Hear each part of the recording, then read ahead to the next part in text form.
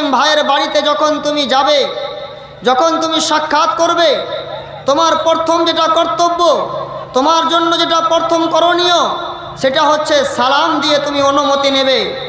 আল্লাহ রাব্বুল আলামিন তিনি বলছেন, ইয়া আইয়ুহাল্লাযীনা আমানু লা তাদখুলু বুয়ুতান গায়রা বুয়ুতিকুম হাত্তা তাস্তানিসু ওয়া তুসাল্লিমু আলা আহলিহা যালিকুম খায়রুল লাকুম ইন কুনতুম তা'লামুন। মহান আল্লাহ রাব্বুল আলামিন তিনি বলেন, ওরে আমার ঈমানদার বান্দারা, ওরে আমার ঈমানদার বান্দিরা, শুনে রেখো, লা তাদখুলু বুয়ুতান গায়রা বুয়ুতিকুম, তোমরা নিজেদের গৃহ ছাড়া তোমরা অন্যের গৃহে তোমরা প্রবেশ করতে যাবে না।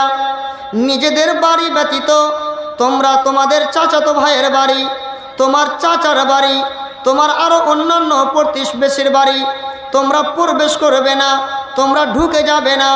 কতক্ষণ পর্যন্ত?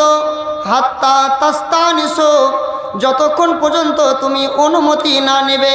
ওয়া তুসাল্লিমু আলা আহলিহা, যতক্ষণ পর্যন্ত তুমি সেই বাড়িওয়ালাদের ওপরে সালাম না দেবে, ততক্ষণ পর্যন্ত তুমি নিজের গৃহ ব্যতীত অন্যের গৃহে, নিজের বাড়ি ব্যতীত অন্যের বাড়িতে তুমি ঢুকতে যাবে না। আল্লাহ রাব্বুল আলামিন এই বিধানটা কেন দিলেন?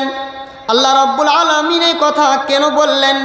তিনি বলছেন, জালিকা হুয়া খায়রুল লাকুম।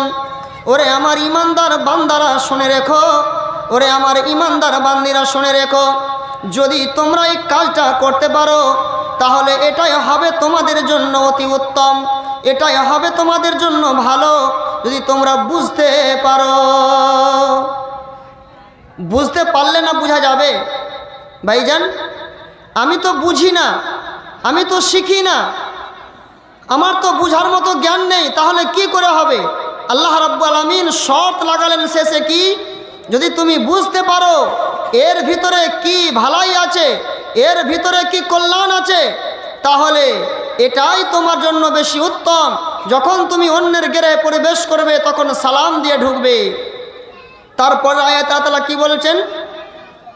ফাইল্লাম তাজিদ ফিহা আহাদান, তুমি যার বাড়িতে প্রবেশ করতে যাচ্ছ, তুমি তার বাড়িতে যখন তুমি সালাম দেবে, অনুমতি নেবে, তুমি যদি সালামের কোনো জবাব না পাও, তুমি যদি তোমাকে যদি অনুমতি না